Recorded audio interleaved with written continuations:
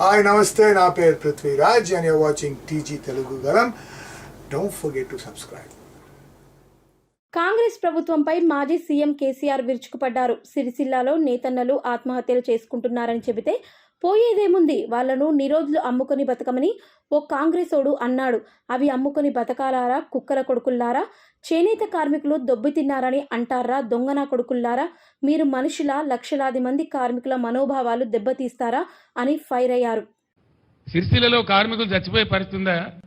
ఆత్మహత్యలు మళ్ళీ మొదలయ్యేటట్టునేని అడిగితే ఇంకో కాంగ్రెస్ వాడు అంటాడు, ఏం పోయింది వాళ్ళ నిరోధులు అమ్ముకొని బతకమన్నది, పాపడాలు అమ్ముకొని బతకమన్నది అంటాడు. నిరోధులు అమ్ముకొని బతకన్నారా కుక్కల కొడుకులారా? మీరు మనుషులా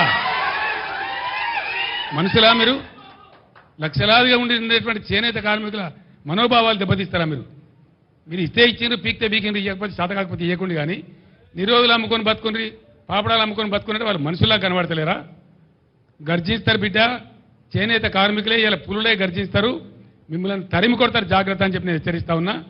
వెంటనే బతుకమ్మ చీరలే కానీ, మరో చీరలే కానీ, స్కూల్ యూనిఫామ్లే కానీ అవన్నీ కూడా బకాయిలు ఇమీడియట్ విడుదల చేయండి.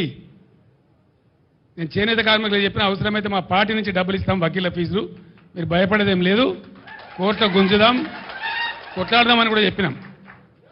రేపు ధర్నా తర్వాత కూడా స్పందించకపోతే, ఆర్డర్లు రాకపోతే 3-4 రోజులలో ఖచ్చితంగా హైకోర్టులో దావా వేస్తాం, ప్రతి ఊర్లో ధర్నా పెడతాం. ఎక్కడెక్కడ చేనేత కార్మికులకు బాధలవుతున్నాయో